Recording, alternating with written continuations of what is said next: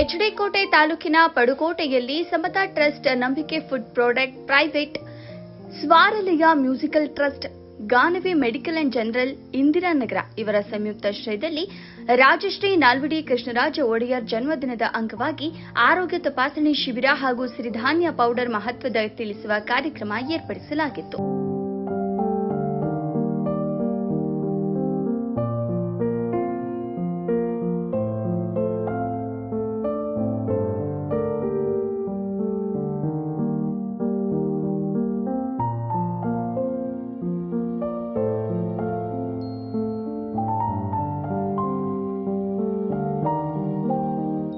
ಉದ್ಯಮಿ ಮಿಲ್ ನಾಗರಾಜ್ ಮಾತನಾಡಿ, ಮಣ್ಣು ನೀರು ರೈತ ಉಳಿಯಬೇಕು, ಮನುಷ್ಯನಿಗೆ ಆರೋಗ್ಯ ಸಿಗಬೇಕು ಎಂದು ಸಿರಿಧಾನ್ಯ ಪೌಡರ್ನ ಮಹತ್ವವನ್ನ ಜನರಿಗೆ ತಿಳಿಸುವ ಕೆಲಸವನ್ನ ಮಾಡುತ್ತಿದ್ದೇವೆ.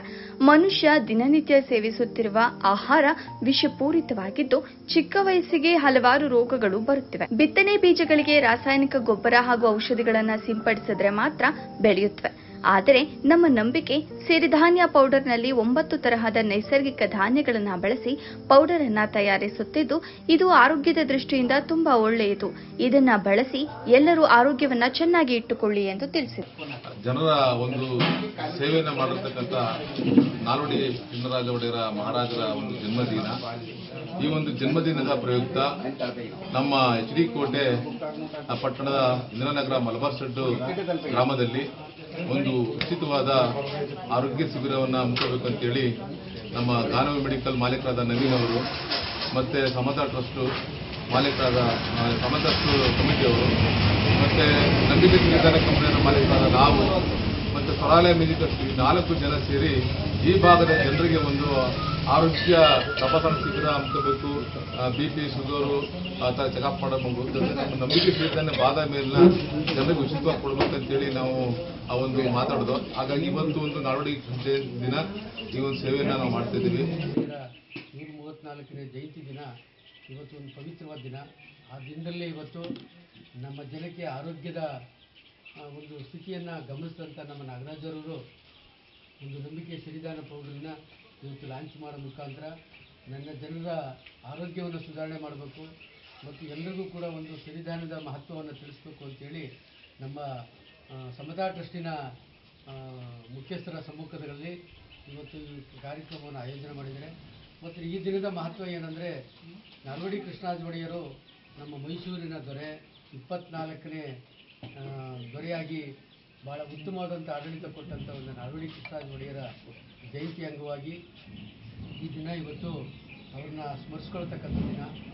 ಅವರನ್ನು ನಾವು ಈ ಪ್ರಪಂಚವೇ ಅವ್ರನ್ನ ರಾಜಕೀಯ ನಾಲ್ವಡಿ ಅದನ್ನು ಮೀರಿಸಲಿಕ್ಕೆ ಪ್ರಜಾಪ್ರಭುತ್ವ ನಾವು ಬಂದ ಮೇಲೆ ಈಗಿನ ಸರ್ಕಾರಗಳ ಕೈಲೂ ಕೂಡ ಆಗಿಲ್ಲ.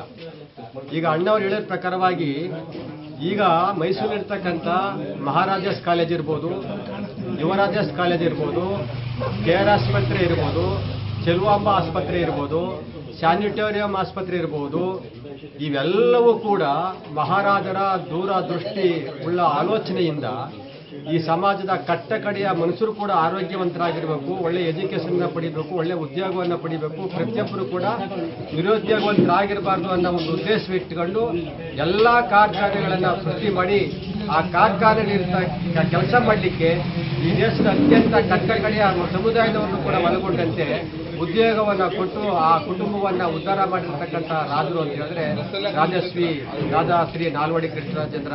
ಹಂಗಾಗಿ ಇವತ್ತು ಹೆಚ್ಚು ಮನುಷ್ಯ ಕಾಯಿಲೆ ತುತ್ತಾಗ್ತದೆ. BP, sugar, gastric, thyroid, cholesterol ಮತ್ತು ಕ್ಯಾನ್ಸರ್ ಕಾಯಿಲೆ, ಈ ಥರ ಕಾಯಿಲೆ ತುತ್ತಾಗ್ತದೆ. ಅದಕ್ಕೆ ನೀವು ಮಾತ ತಿಂತಿರಲ್ಲ, ಮಾತ ತಿಂದ್ರೆ ಆ ಮಾತ ತಡಿಬೇಕಾದ್ರೆ ಒಳ್ಳೆ ಆಹಾರ ಊಟ ಮಾಡಬೇಕು. ಇದರಲ್ಲಿ ಆ ಥರ ಒಂದು ಆಹಾರ ಐತೆ. 9 ಥರ ಸಿರಿಧಾನ್ಯಗಳು, ಗೋಡಂಬಿ, ಬಾದಾಮಿಕಾಯಿ, ಪಿಸ್ತಾ, ವಾಲ್ನಟ್ಟು ಆ ಥರ ಮಿಕ್ಸ್ ಮಾಡಿರೋದು. FL ಲೈಸೆನ್ಸ್ ಆಗಿದೆ, CFT ಲ್ಯಾಬ್ ಟೆಸ್ಟೆಡ್ ಆಗಿದೆ, IS ಆಗಿದೆ, ಸ್ಟೇಟ್ ಬ್ಯಾಂಕ್ ಅಪ್ರೂವಲ್ ಆಗಿದೆ. ಇವತ್ತು ಹಲವಾರು ಜನ ಡಾಕ್ಟರ್ಗಳ ಸಲಹೆ ಮೇರೆಗೆ ಈ ಒಂದು ಪ್ರಾಡಕ್ಟ್ ನಾವು ಮಾರ್ಕೆಟ್